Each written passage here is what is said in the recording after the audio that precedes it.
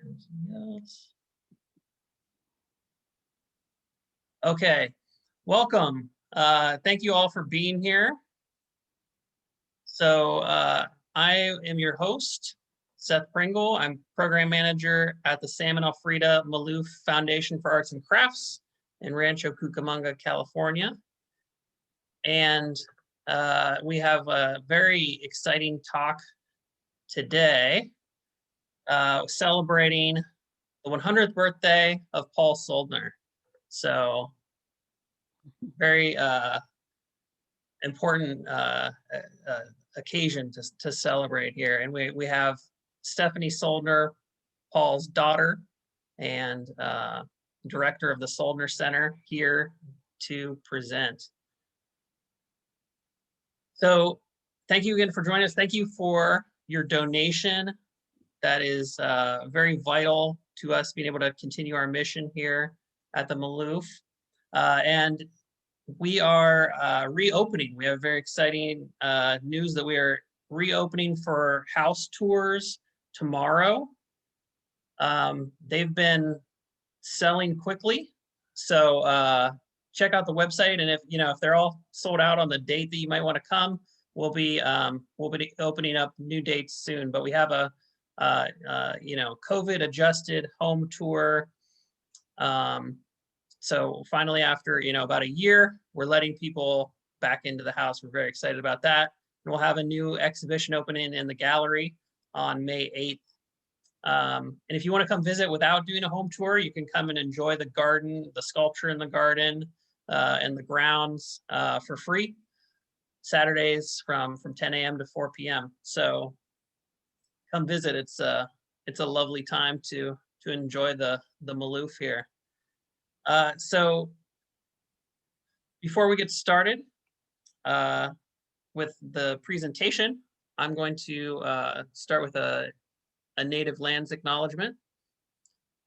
The Salmon Alfreda Maloof Foundation for Arts and Crafts acknowledge the Tongva peoples as the traditional land caretakers of Tovangar, or the Tongva world.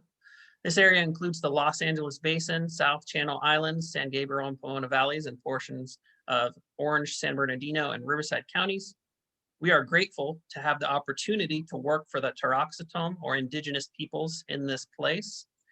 As an institution located on unceded indigenous land, we pay our respects to Hanukvitam, ancestors, Anihirom, elders, and Ivuhinkem, our relatives, relations, past, present, and emerging.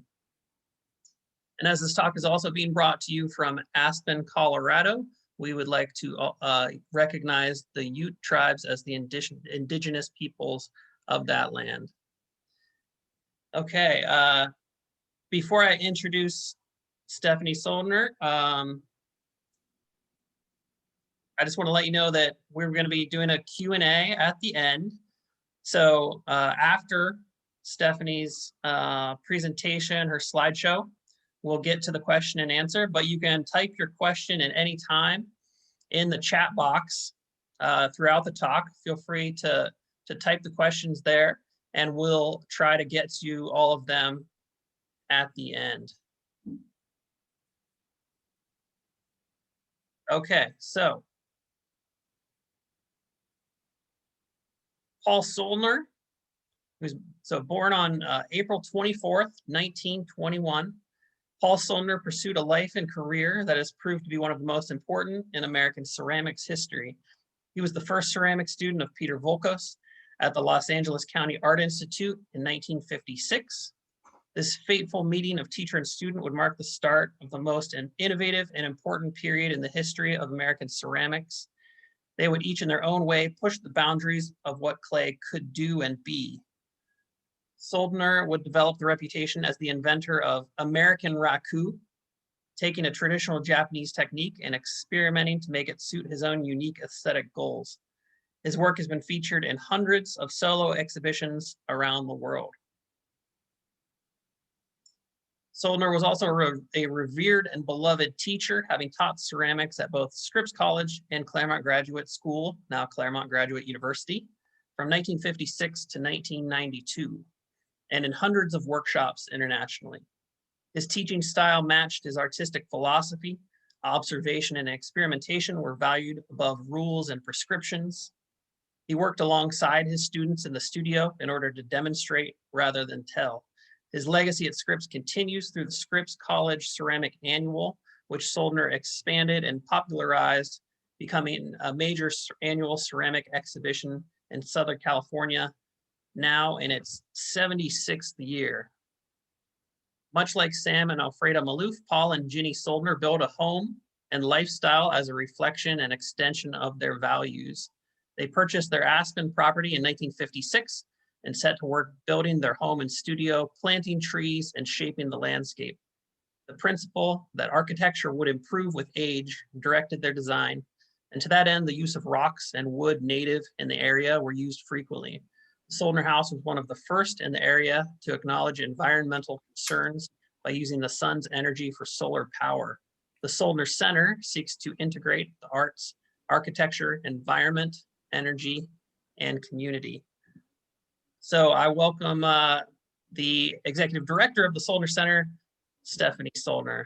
Thank you for being here, Stephanie. Gosh, thank you so much for that beautiful introduction.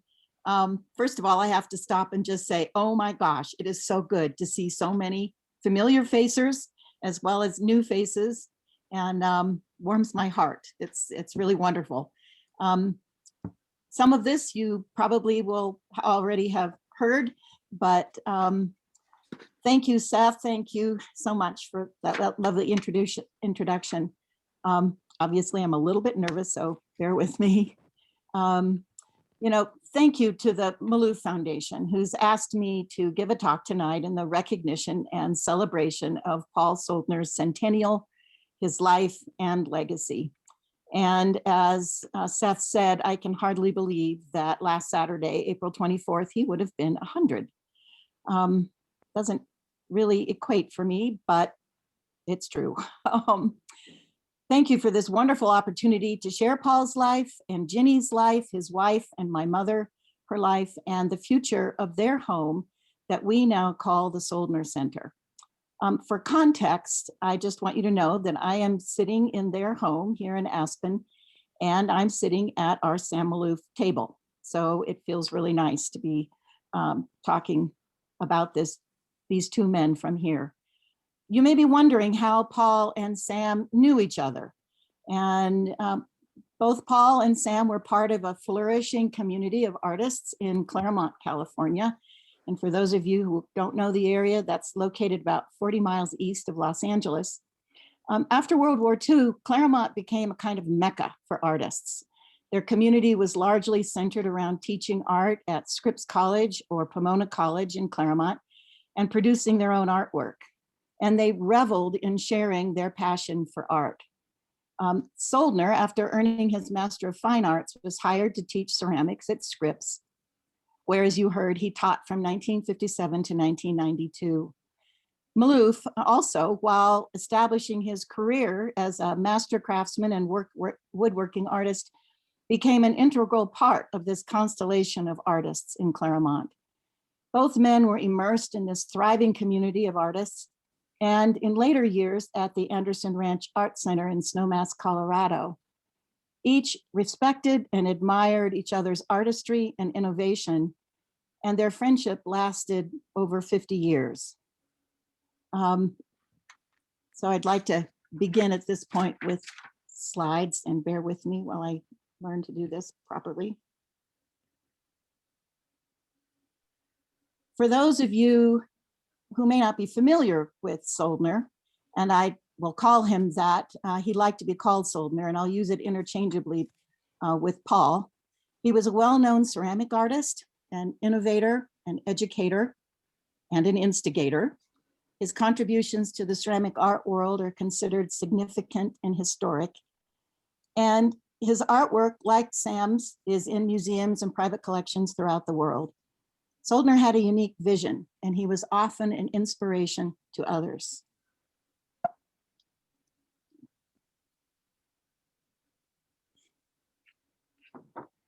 And as Seth said, like Sam and Frida, over the course of more than 50 years, he and my mother, Ginny, hand-built and shaped their own personal creative environment.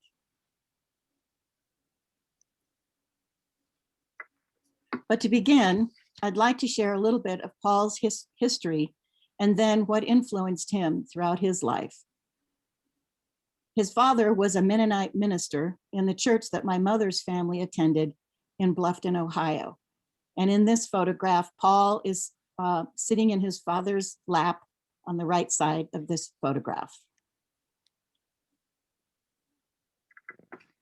Although pre-med at Bluffton College, Paul was interested in the arts, especially photography, something that he used through his entire life. Here he is with his tripod and camera, sometime in the 1940s, somewhere in Ohio.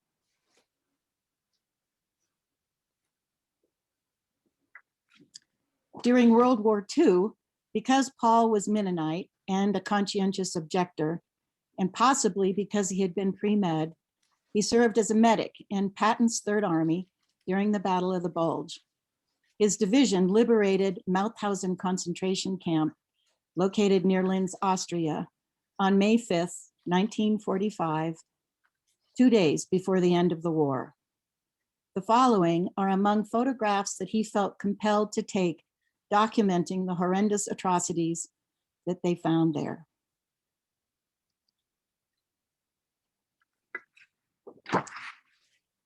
While helping in one of the barracks, Paul encountered powerful charcoal drawings on the walls made by one of the prisoners.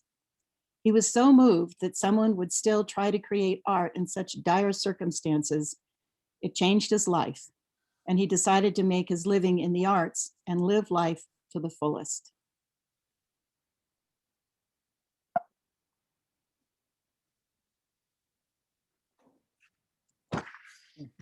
This photograph, taken a few weeks later, shows the survivors leaving Mauthausen concentration camp.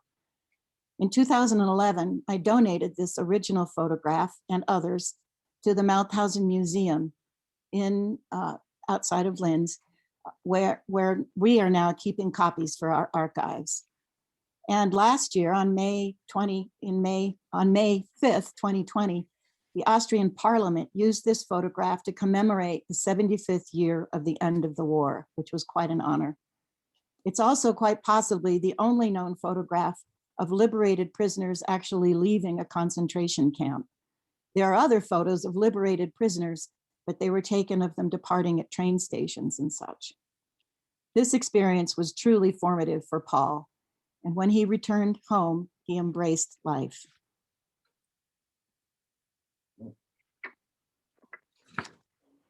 My mother, Ginny, seen on the right, was a free spirit, eager to leave Bluffton and also live life to the fullest.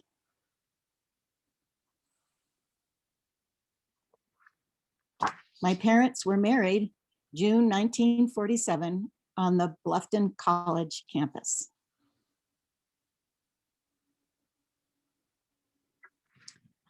Taking advantage of the GI Bill, in 1952, while pursuing a master's degree at the University of Colorado in art administration, Paul discovered his passion for ceramics. A studio art class had been required as part of the curriculum, and he chose ceramics. It changed his life. And while attending CU's summer master's program, during the weekends, my parents explored Colorado and discovered a place that inspired them in Aspen, Colorado.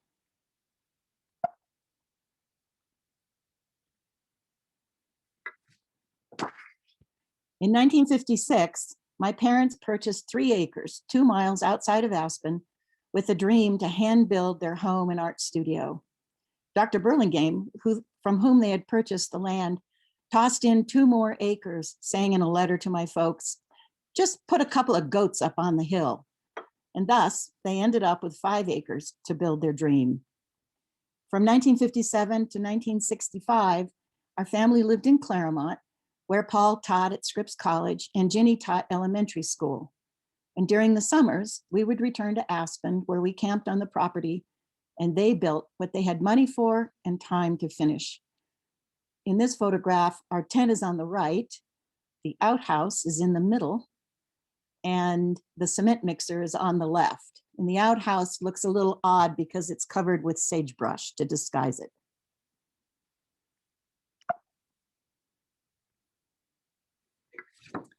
Friends would sometimes feel sorry for us and bring freshly caught trout or offer us showers at their homes in town. We all loved it. And yes, this is me with a neighbor's dog with the trout that had just been dropped off. So first things first, Ginny is seen here guiding a concrete pour for the first and possibly most important structure on the property, our septic tank. We were fortunate that with Paul's love of photography, he documented the building process of all of our unique spaces. I love her outfit. Paul had a strong design and construction principles. For example, as a potter familiar with fire, he wanted to use non-combustible materials such as concrete and rock, and natural materials such as locally harvested or recycled wood. He hand-built forms for his slip-cast walls of the studio. And pictured here is one of Paul's first students, Doug Lowry, who helped out during the second summer. Sadly, he just recently passed away.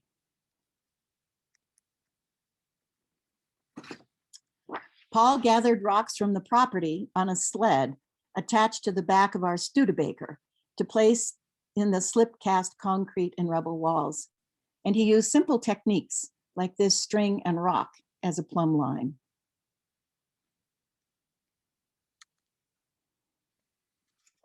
He wanted to let the materials develop a natural patina and avoid paint as much as possible. He designed the buildings to fit into the natural landscape, and the shape of the studio here echoes the surrounding mountains.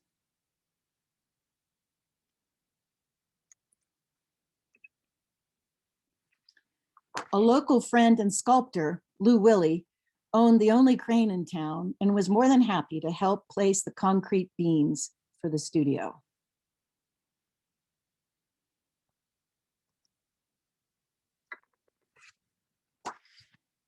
This is the finished studio in 1964. And this is the studio today. It became my parents' private residence, which they called the Orange Door Building. Over time, my parents named all of the buildings by their color or shape rather than use because they wanted the spaces to be able to change depending on use or need.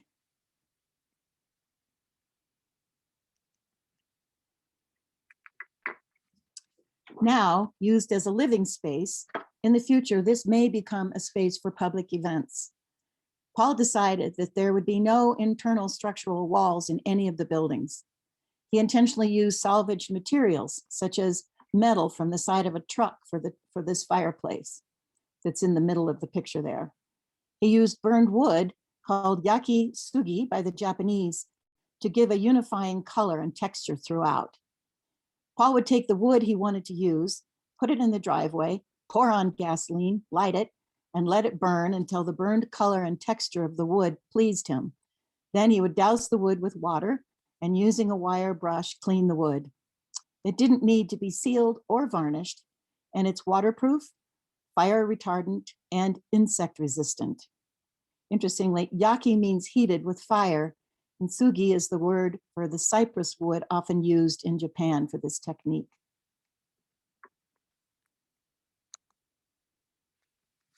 This is the Orange Door Building during the winter, snuggled among the trees that they had planted and nurtured. In 1959, the A-frame building was begun, also using cast concrete beams that my father called the bones. Here he is atop a tall, rickety wooden ladder, welding metal supports for the solid 35-foot fir beams he had ordered from Oregon. This makes me dizzy just to look at. The skeleton of the A-frame weathered one winter before Paul added the roof. And on the left side of this photograph, there's a curve, which is actually a rainbow, one of many that we enjoy here. Paul was a visionary, and in the 1950s designed the shape of the A-frame to incorporate solar hot water in-floor radiant heat for both buildings. He was possibly the first in Colorado to use solar energy. This was one of the 3 solar hot water heating systems he designed and built. Paul is the figure on the right in his typical construction outfit, a Speedo.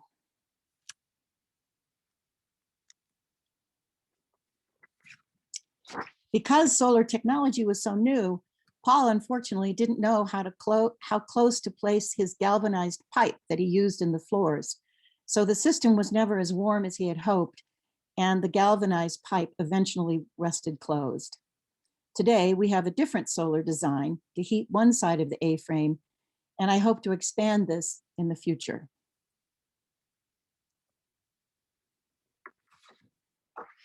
In the living room, you can see part of the concrete bones and the roof made from hundreds of 2x4s laid on edge, which were salvaged from the local lumber yard. Paul clamped and hand nailed them every 12 inches. His right arm went numb that summer from gripping and pounding the hammer for so many hours.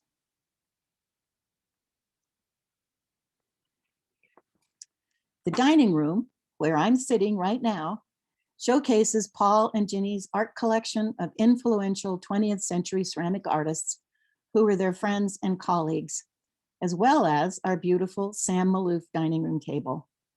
Paul and Sam had agreed to trade artwork, and while Sam and Frida chose Paul's ceramics immediately, it was a couple of years before this table was offered to my folks. Frida called Ginny one day and said, "Ginny, we have an executive's desk that would make a great table. Would you like it?" My mom was thrilled, and we've loved this unusual table with drawers on one side for many years.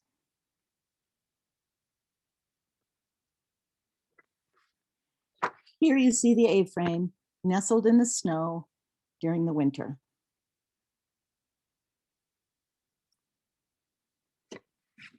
The round building, begun in 1966, was made of cinder block and blown concrete. Paul designed a wooden radius, seen here in the background, that when raised one level at a time, defined the shape of the beehive structure.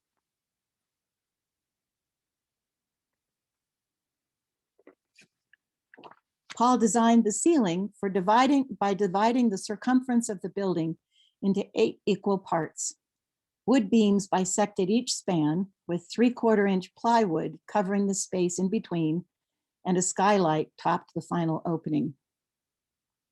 The round circles that you see here comprise the railing on the second floor loft, made from rebar used in concrete flywheels for Soldner kick wheels that Paul had manufactured in earlier years.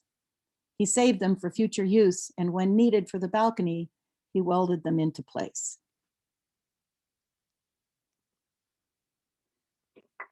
My mother had actually wanted a garage, thus explaining the size of the opening. But Paul loved the beehive shape and the space so much that he used it as his studio instead. And I love this photograph with Paul talking on the telephone in the glass.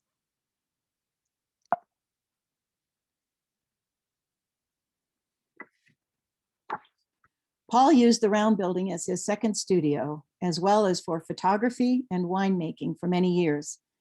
And I don't know if you can see it, but on the right is his photography setup. And then looking straight forward, you can see 2 5-gallon containers of wine aging sitting on a table in his studio. He kept everything around him when he could. Here he is working on large sculptures, preparing for an exhibition in his studio.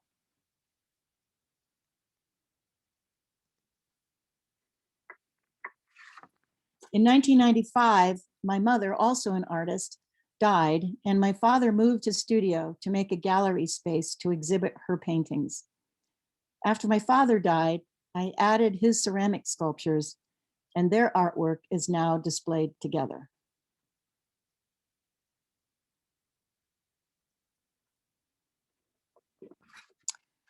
As I said, Paul loved to live life to the fullest, and part of this was creating in-ground concrete hot tubs. He designed and built over 20 during his lifetime. This one, with the blue cover, is tucked among carefully placed boulders and plantings, and it was his second.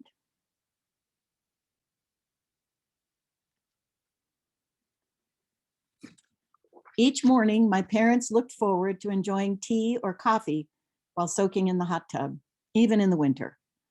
And the teapot that they're using in front here is in our family art collection. Just visible in the background is the roof of Paul's third studio.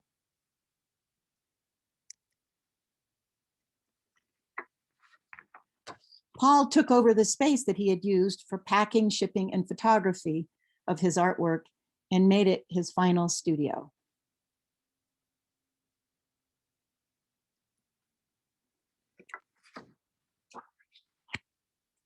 In the foreground of his studio are two Soldner electric potter's wheels that he designed and manufactured over the years.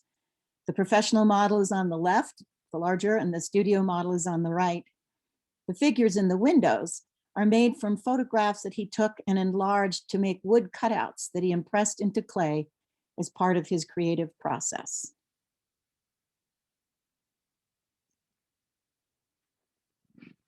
He also designed the Soldner clay mixer, which is used in many ceramic departments in colleges and universities and professional ceramic artists around the country. He held 7 patents for his designs, and all of the equipment is still manufactured and sold today.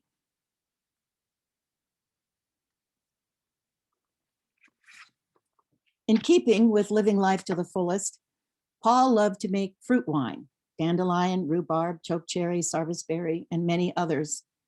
He began the wine cellar to support his passion in 1975.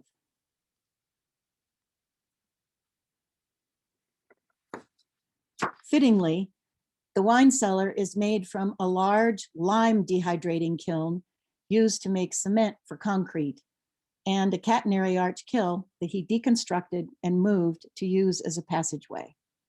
Paul loved the catenary arch design. It was invented by the Romans for its strength, which they used for many of their buildings, bridges, and aqueducts.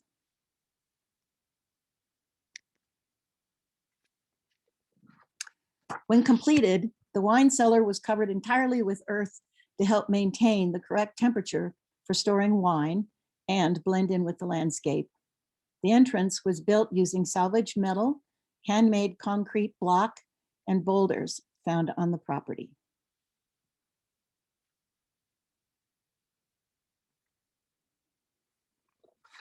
Seen here on their 45th wedding anniversary, Paul and Ginny were partners in every way.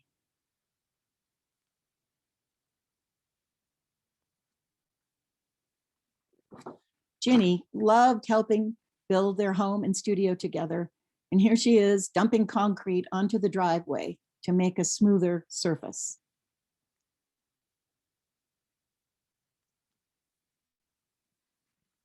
She was an artist in her own right. She earned a Master of Fine Arts from Claremont Graduate University, and her abstract color field paintings were on large canvases, often over 6 feet high.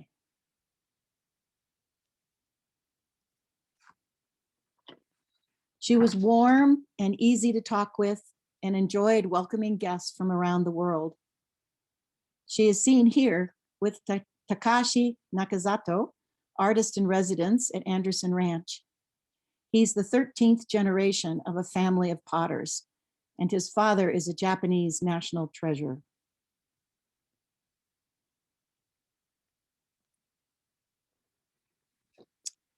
Ginny supported our family as an elementary school teacher while Paul was in graduate school at Otis School of Art and Design.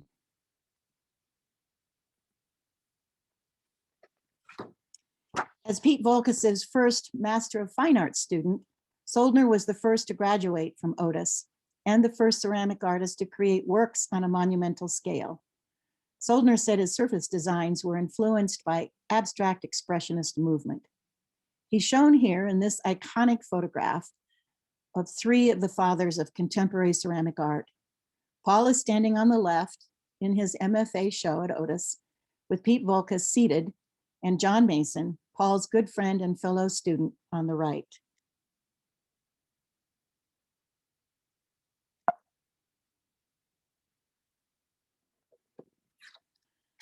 A quote in Ceramics Monthly magazine from March 1960 was prescient. Paul said, quote, "It is my hope that through searching in hundreds of experiments that I should make a small contribution to the history of ceramics, an idea in clay never before expressed," end quote.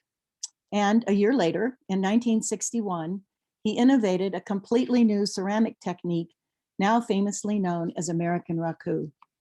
American raku is known for its rich surfaces produced by smoking the ware outside of the kiln at the end of the firing, which, like Paul, embraces spontaneity and serendipity. Interesting, the word raku is in Japanese means enjoyment or pleasure, something that Paul fully appreciated. Paul was an educator at heart. He taught at Scripps College and Claremont Graduate University for over 35 years and conducted numerous ceramic workshops around the world. Paul tried to be a solo studio potter in Aspen, but missed interacting with his students while sharing his knowledge and passion for clay.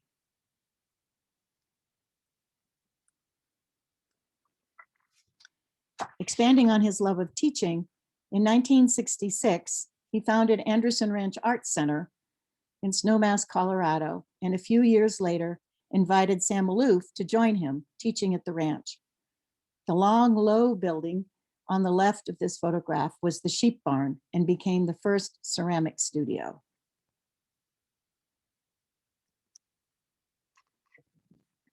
Today, the ranch offers workshops and classes with top professionals in their fields of ceramics, woodworking, sculpture, painting, printmaking, and photography. The Maloof wood shop is seen directly ahead and slightly to the right in this photograph. Due to Sam's legendary artistry and generosity as a teacher, his classes filled immediately. His name still inspires many Anderson Ranch students to delve into the magic of wood.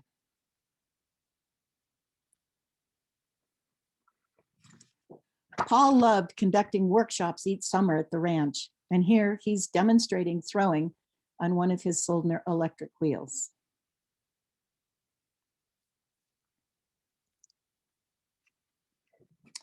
He would often take his workshop participants dandelion picking to make wine that he would share with this year's class, picked by the previous year's participants.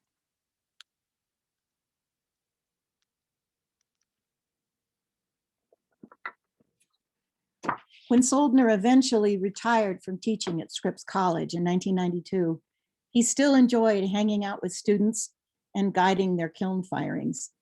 He continued to conduct workshops around the world until 2008.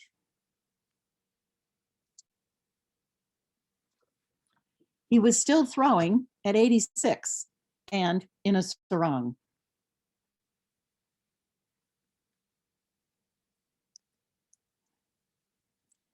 Paul could be goofy.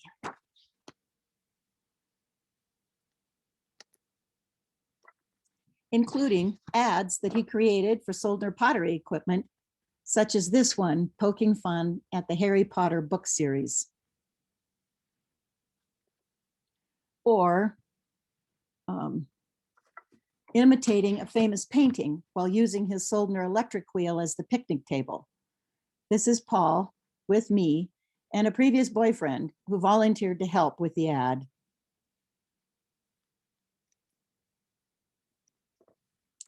In his spare time, he created and shaped bonsai. This one, a wisteria in their Claremont home. And this one, a cork oak. These and 8 others are now in the collection of the Huntington Museum and Gardens in Pasadena, California. If you call a week ahead, you can request to see Paul's bonsai that are not currently on display in the Japanese or Chinese gardens.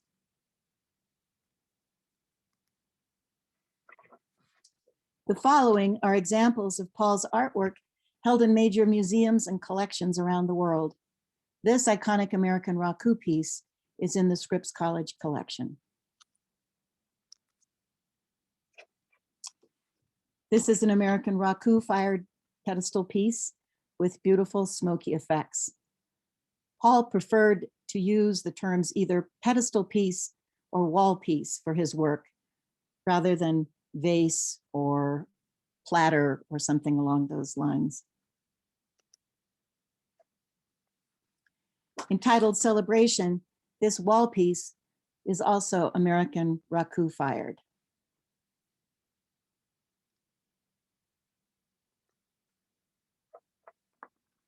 This pedestal piece is a lovely example of another firing technique that Paul innovated called low temperature salt fuming, which often resulted in luminous reds, pinks, and oranges on the surface.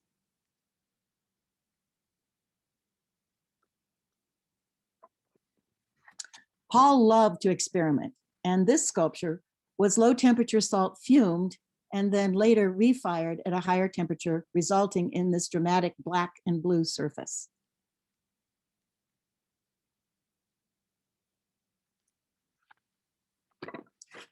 Later in Paul's career, he enjoyed firing with wood and appreciated the effect of ash on unglazed surfaces, such as on this sculpture.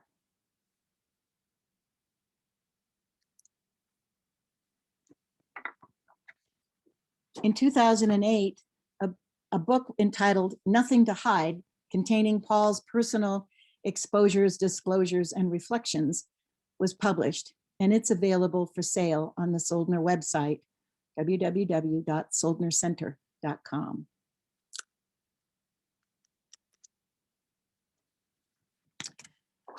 So this is where I live today.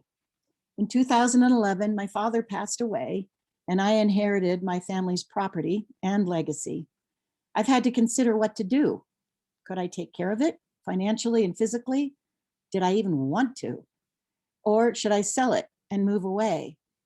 Instead, I've chosen to try to preserve it and honor the Soldner legacy.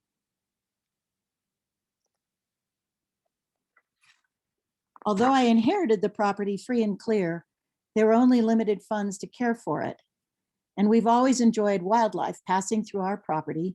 And in October of 2018, I sold a 2-acre conservation easement on our property, which offers protection for wildlife and provides some of the financial resources that I've needed.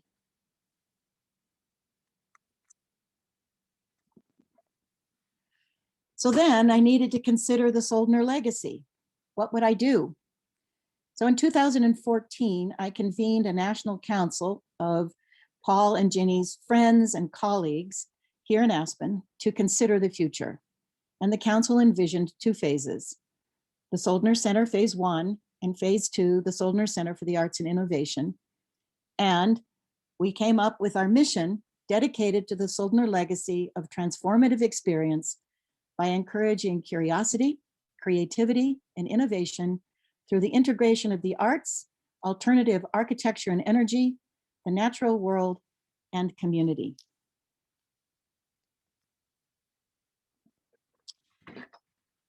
In Phase 1, the Soldner Center will offer tours of the buildings and art collections, will rent the property for small events and conferences, provide educational gatherings and exchanges, and welcome community engagement. This year, in 2021, I'm in the process of forming a 501c3 for the Soldner Center to begin fundraising and endowment and initiate programming. And we're hoping to apply for inclusion into the National Trust Historic Artists' Homes and Studios.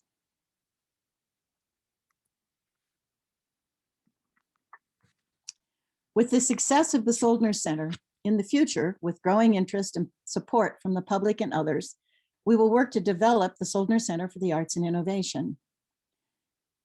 Their vision and this vision will be that, in keeping with Paul and Ginny's values, SEAI will offer multidisciplinary residencies for emerging or mature professionals in the visual and performing arts, writers, scientists, philosophers, architects, visionaries, and educators.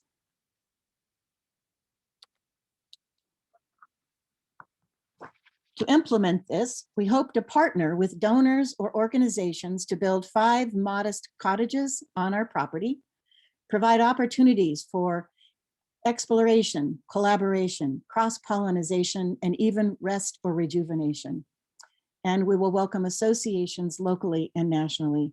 And of course, continue with the tours of the buildings and art collection, educational gatherings and exchanges, renting the Soldner property, and welcoming community engagement. On Paul's 100th birthday, I think he and Ginny would be proud and maybe even a little surprised at what they accomplished.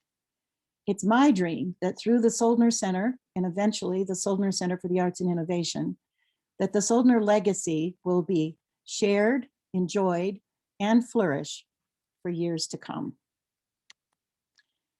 I'd like to end with this quote from Paul about American Raku. It sums up his life and legacy. Quote, "There can be no fear of losing what was once planned. There must be an urge to grow along with the discovery of the unknown. Make no demands, expect nothing, follow no absolute plan, be secure in change, learn to expect another solution, and finally, prefer to gamble on your own intuition."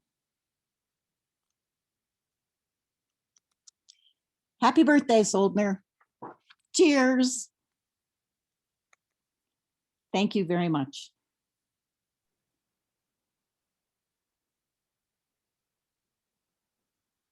Oh, thank you, Stephanie. Yes, cheers to that. An amazing talk. So, such an amazing life in so many aspects. So we have a few questions already in the chat, and I have one on email. So, but keep them coming, everyone. Type your questions in the chat there, and we'll see how many we can get to. Okay, so Marie is asking, do you do ceramics? No, I took ceramics when I was in 3rd grade, one class with my dad. I thought I wanted to try to be a potter. And after school, went to Scripps, and he put me on a potter's wheel, and he tried to teach me how to throw, and it was pretty much a non-starter. And from that point on, no, I have not done any ceramics. So I am not a potter. I do not have all of the expertise that all potters have. All right, and Catherine asks, what was your biggest hurdle in launching the Soldner Center? Oh gosh. Well, the beginning, I think, was certainly just envisioning what was possible with the property, what that might be. And then, of course, I think the next big hurdle is funding, to be honest. And we are hoping to create an endowment that when that has been established, we will use that, the 5% investment as our budget, that we will hopefully live within that budget. I know it's a little bit of a different way of operating, but that's my goal. And I believe that endowments are about the sexiest thing you can possibly be involved with in supporting an organization, because it's all about longevity and wanting to support something for the future. Absolutely. Okay, and Connie asks, she writes, Sam Malouf's success and early encouragement was due to Alfreda Maloof and her handling of the business end of Sam's work. Was there a similar relationship between Paul and Ginny? And I'm wondering if she was involved with, like, he had like the Soldner wheels. They're all, all these business operations. Absolutely, they were completely partners. She did all of the office work with Soldner pottery equipment. And Paul did all the designing and redesigning and overseeing manufacturing, but she did all the work with dealers, with orders, with, collecting payment. And they both worked together on coming up with ideas for the ads and posters that Paul was so well known for. Frequently, when they were driving back and forth between Claremont and Aspen, my mom would have a big pad of paper on the front seat, and the two of them would come up with all kinds of ideas that they would then use through the next 6 months while they were either in Claremont or Aspen before coming back. So they were she was very much involved with all of everything, absolutely everything. And I know that a painter's studio might not be compatible with a potter's studio. Did they share studio space? Paul and Pete Vokus? Paul and Ginny. Oh, I'm sorry. I didn't hear right. No, they did not. They worked very, very differently. Paul was all about learning by osmosis, being with his students. He was glad to share his space and his expertise. And Ginny was much more private. She had a studio out in Laverne at one of the orange packing houses that had been converted into artist studios. So she had her own studio that she loved to go and work in when she was out in California. And when they were in Aspen, she worked in the Orange Door building, but on a much, much smaller scale. Interesting. And so let's see. Mary asked, is it possible to visit the Soldner Center, and how do they get in touch or schedule that? So we do have a website, the www.soldnercenter.com. And there is a place there that you can request a tour. And we are just starting to offer tours. We've offered tours to the Anderson Ranch art students, the ceramic students in particular, for years and years. Paul loved having the Anderson Ranch students over, and I've continued that tradition, which has been wonderful. And hopefully this summer, we will start offering tours on a limited basis, and certainly by appointment only. And we'll see how it all works out with COVID. That's a whole other issue. But yes, we will be offering tours in the future, and you can do it through the website. That's exciting. I can't wait to get up there myself.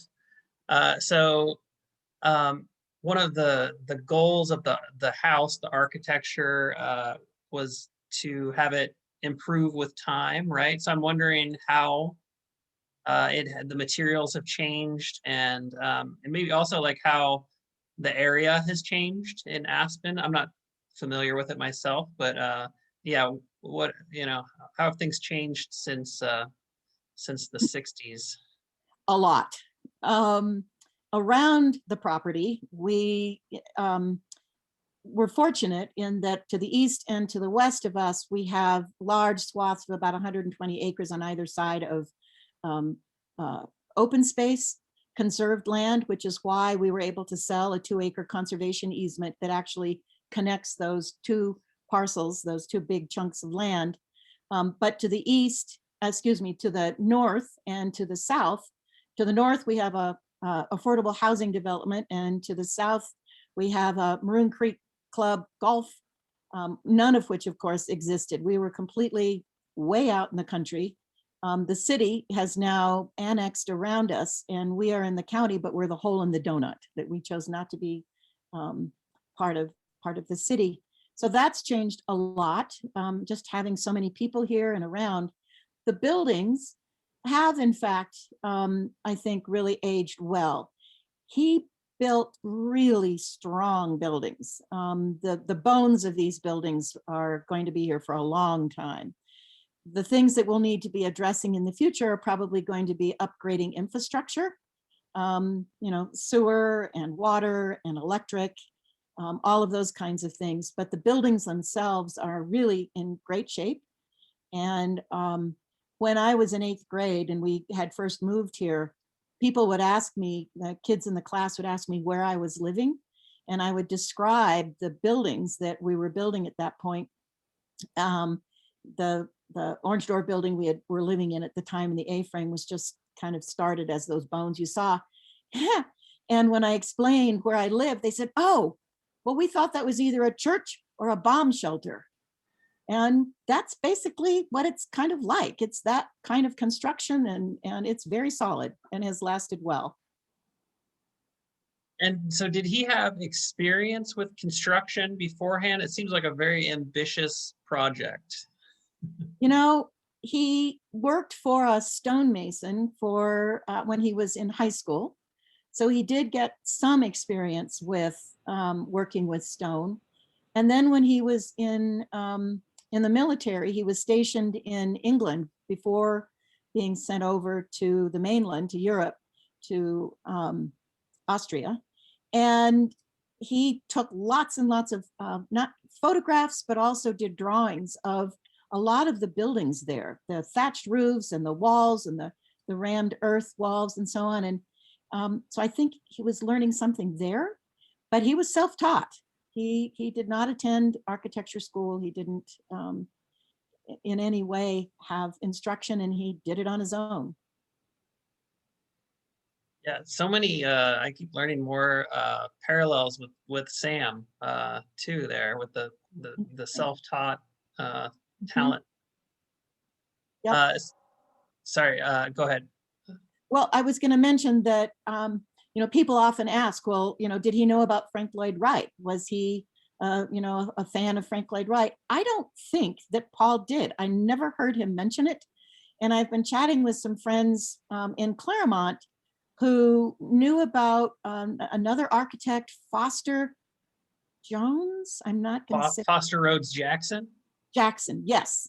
And I think he had built his house using rubble wall construction and had studied with Wright at Taliesin.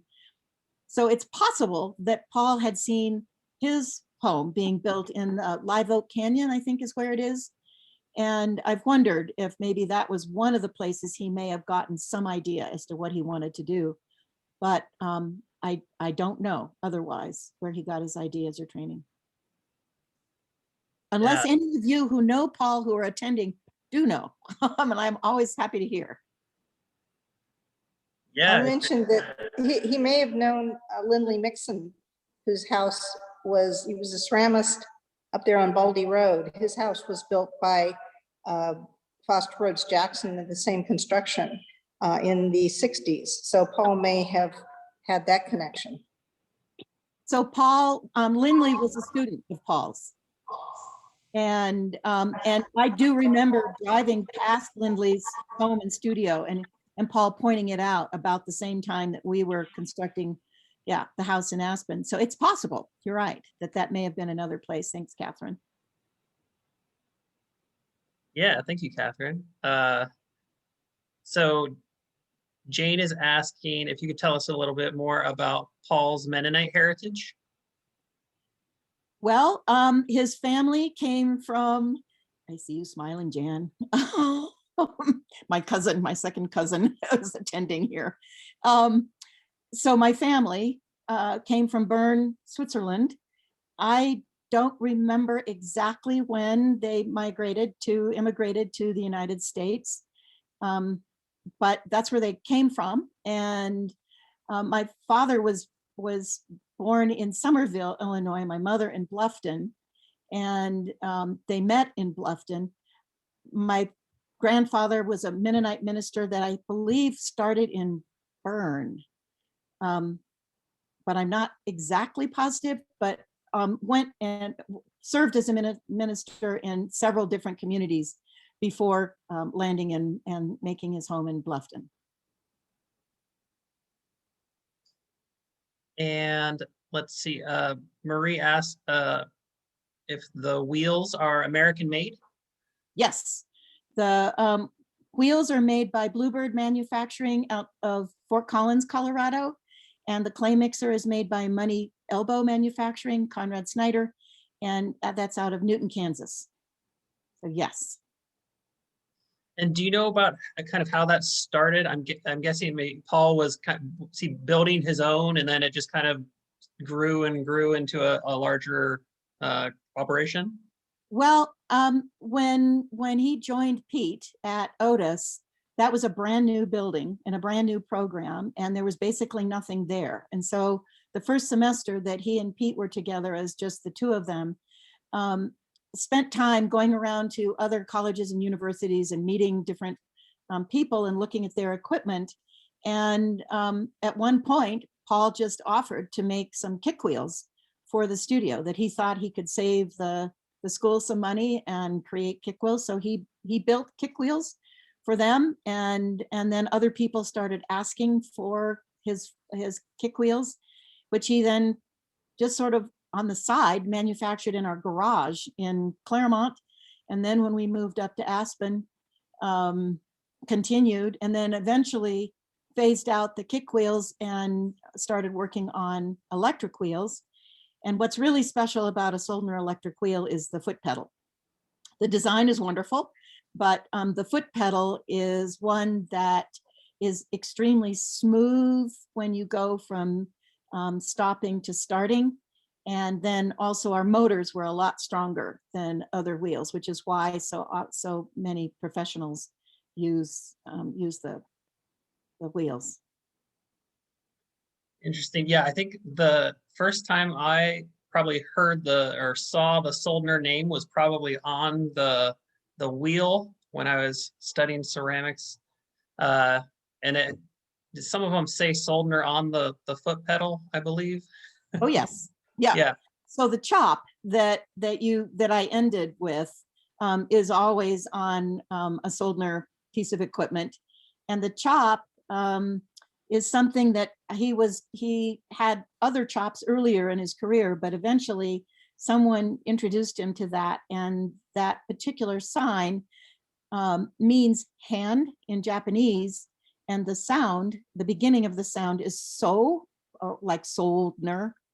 And so Paul fell in love with that and created it, and it has been trademarked. So we have that as part of our legacy as well. Did he spend time in Japan, and where did he learn raku?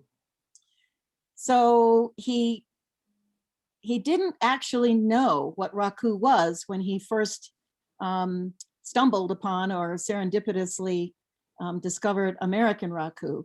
He'd read about it in Bernard Leach's book, a Potter's book, I believe it's called. And there was a festival at Scripps College called the Lively Arts Festival that the art department would put on, and people would demonstrate what was going on in each of the different media. And he had decided one year that it would be fun to do something more lively. And so he had read about the idea of firing pottery really quickly and then cooling it. And he thought, well, let's try it and see if that might be something interesting, which he built a small kiln and he fired some pieces and some small pieces. And he thought initially that you were supposed to cool the ceramics very quickly in water.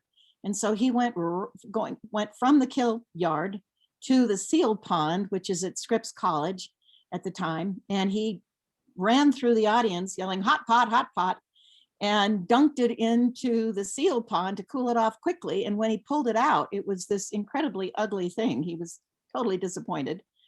And it was fortunately a 2-day festival. So he went home and started thinking about it overnight, which is exactly how Paul would invent things. And overnight had an idea. And when he came back, he fired up the kiln again. And this time he took a piece out of the kiln, and put it in some pepper tree leaves that were nearby.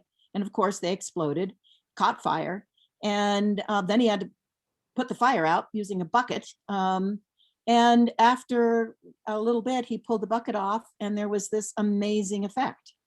And that was basically what I understand is how he came up with American raku.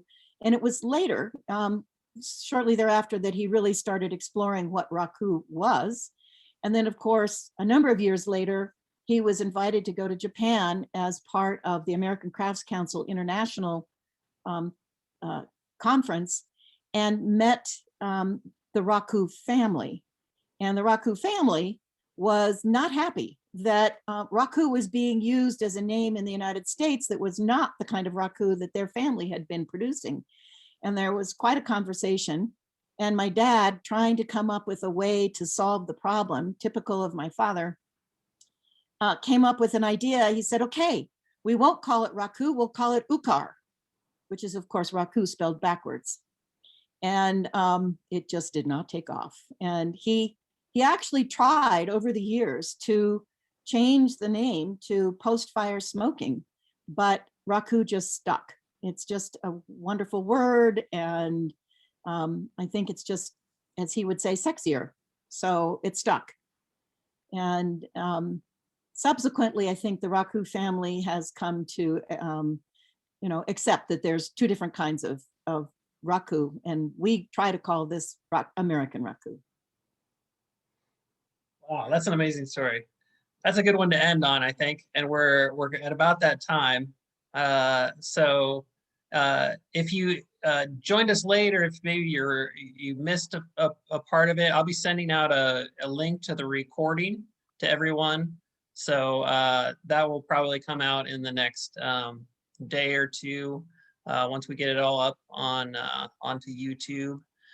But thank you so much, Stephanie, and I'll leave it to you if you have any last words. No, except to say, if you are in the Aspen area at any point in time, and I would love to welcome you. And if it's, we can arrange a tour, that would be great. And thank you all so much for coming. And it was so good to see you. So thank you. Thank you, Stephanie. Awesome. Thank you. Thank you, everyone. And again, happy birthday, Paul. Thank you. Yes. Cheers, Paul. Go get a drink. Thank you. All right. Have a great weekend, everybody. Bye.